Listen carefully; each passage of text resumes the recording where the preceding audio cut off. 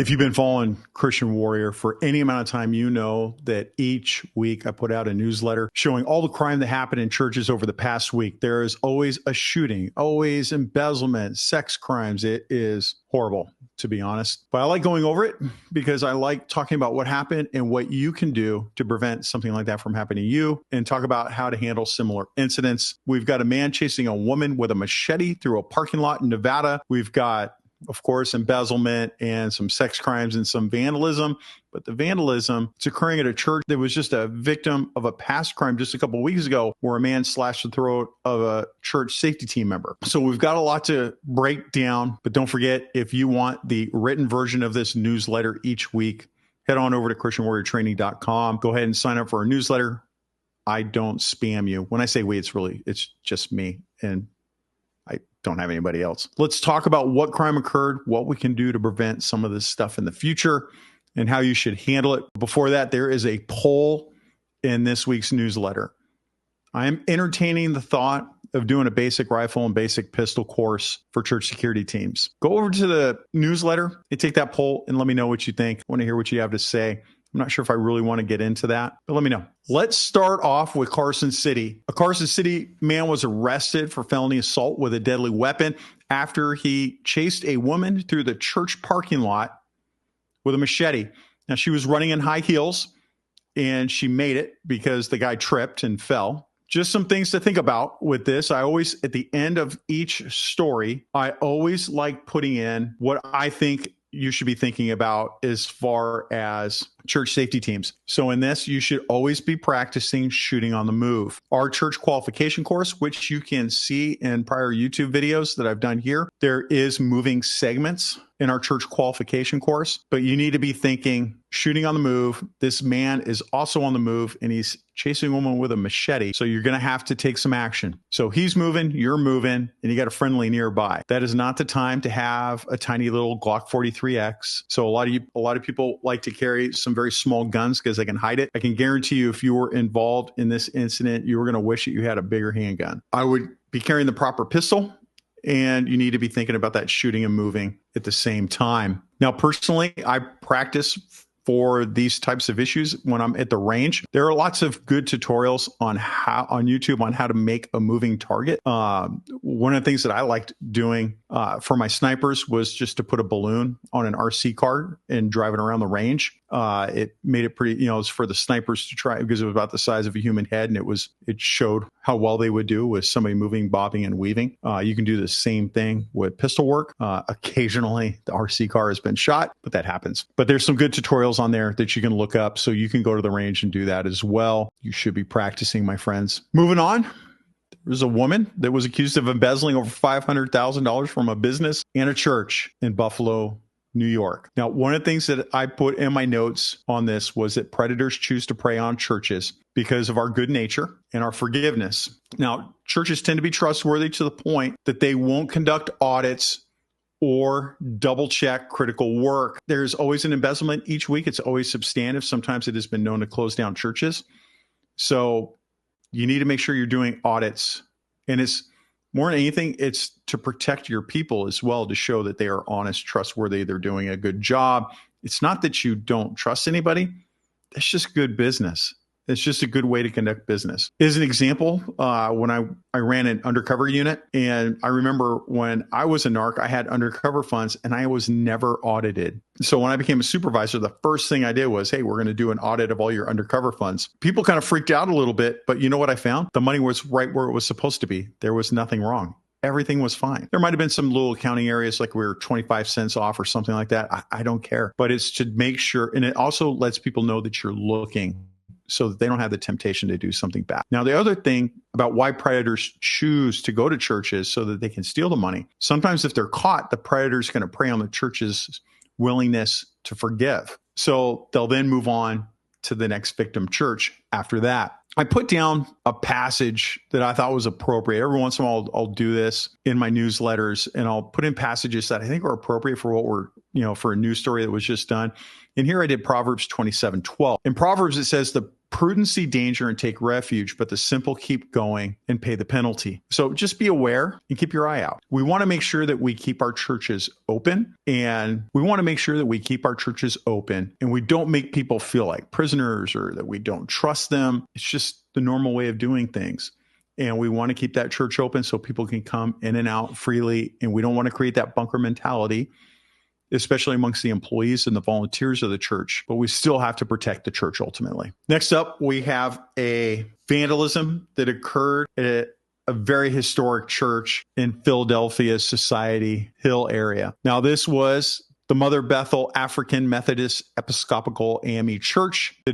The perpetrator was described only as a man seen throwing rocks through the church's windows, which the windows date back to 1890, and it cost $15,000 in damage. One of the things that I talk about often is that churches need good video surveillance and burglar and fire alarms. Most churches don't have any of that. We want a good camera system that we can identify facial features. So as an example with this, we can see the man. We know his race, his physical makeup, his age. And the best part is the cops are going to respond to that call. They're going to know everybody in that neighborhood. And a lot of times, like I've been to it where I see the video and I'm like, I know exactly who that is. Let's go to his house right now. And we're going to see that coming up with a case in Alaska. So don't neglect to have that good video camera system. Next up, the FBI is investigating a suspicious letter at Cypress Baptist Church in Benton, Louisiana, which Speaker of the House Mike Johnson goes to, and his wife Kelly apparently has some kind of office there or something going on there. So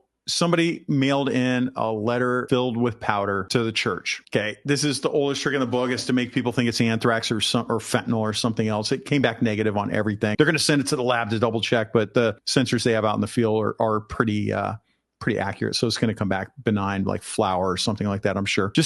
Again, I always write something at the end about something that you should do. Here, I put if you have public figures in your church, like senators, Congress members, or people with high public profiles, think like movie stars, stuff like that. You'll need to take them into account in your church security plans and think about all the possible ways that somebody might come after you and your church based on what that person is doing. Next up, we have a former youth pastor charged with molestation in Orange County, California. A week doesn't go by that somebody doesn't get popped for hurting our children. Now, he was initially arrested in May 2017 for lewd conduct with two 14-year-old boys.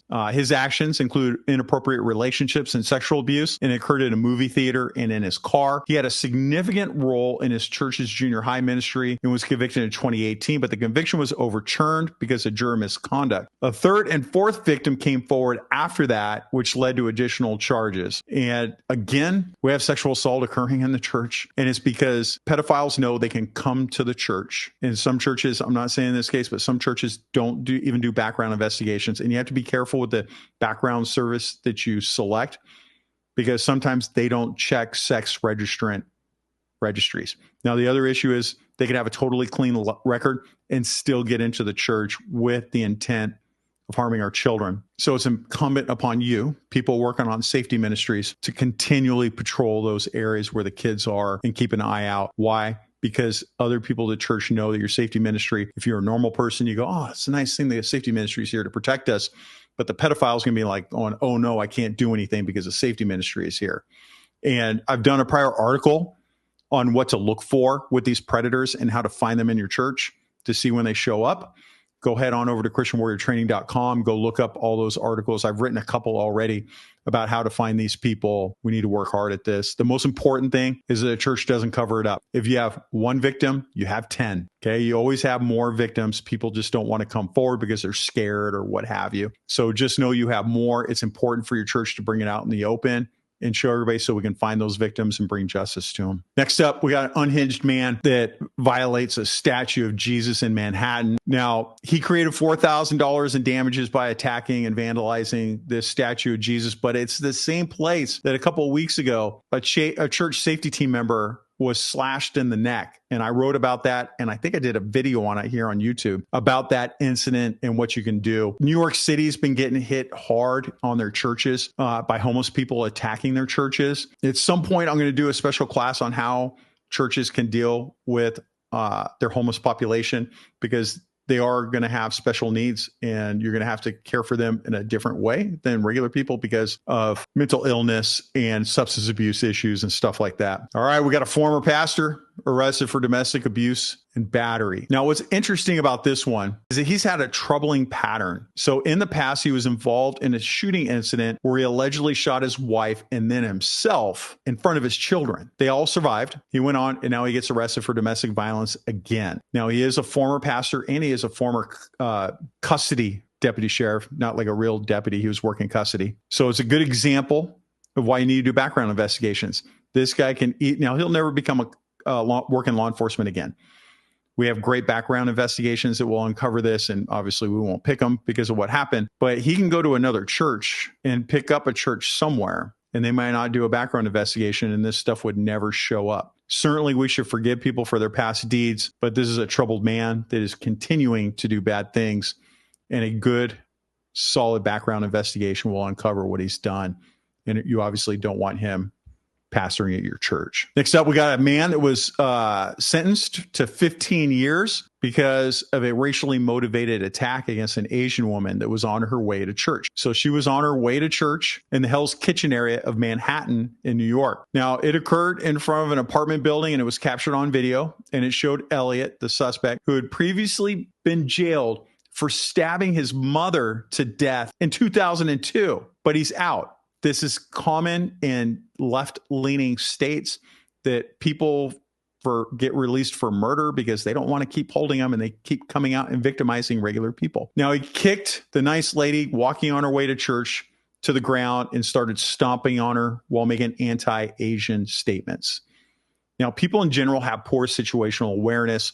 I'm not saying that was the case here.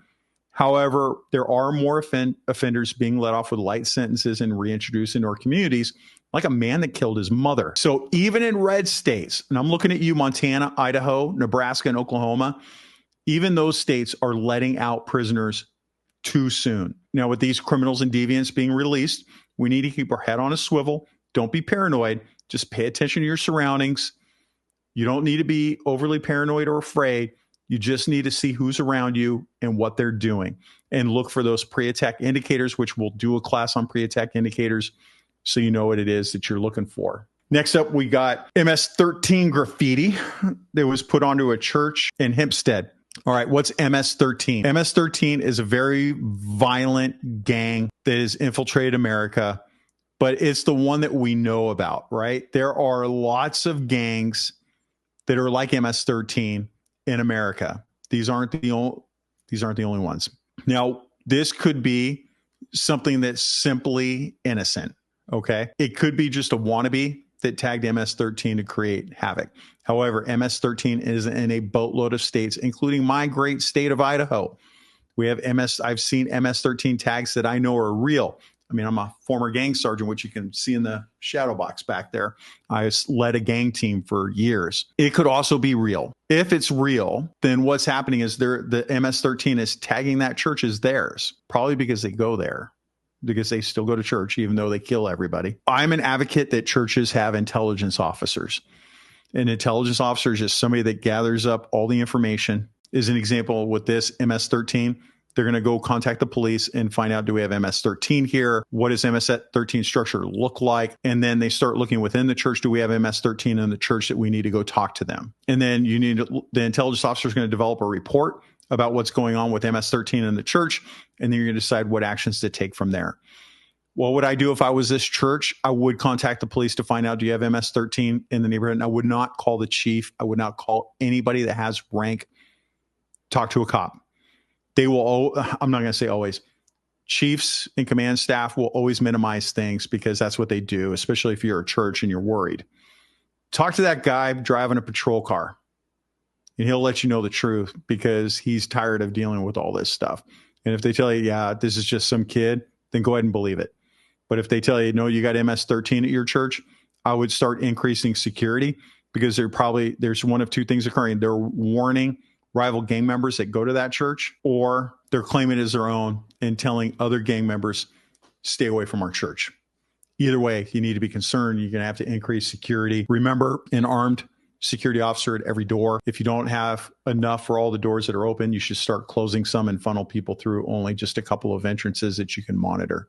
Next up, we got a neglect investigation of a church's daycare in Evansville, Indiana. Now here, the pastor realized that a worker was giving the kids melatonin to help them sleep. Obviously not acceptable. Good on the pastor. Let me tell you what this pastor did. He wasn't like other churches and buried it. He brought it out to the forefront, was totally transparent about it, brought the police in, and let everybody know what was going on. Pastor, if you're watching this, I applaud you. Good job. This is exactly what we want to see. Bad things are going to happen because ultimately people are sinful. And we know that. But the right thing is not to let people know that bad things happen to protect the image of your church. It's to look out for the victims and make sure that they're okay. That's our primary goal.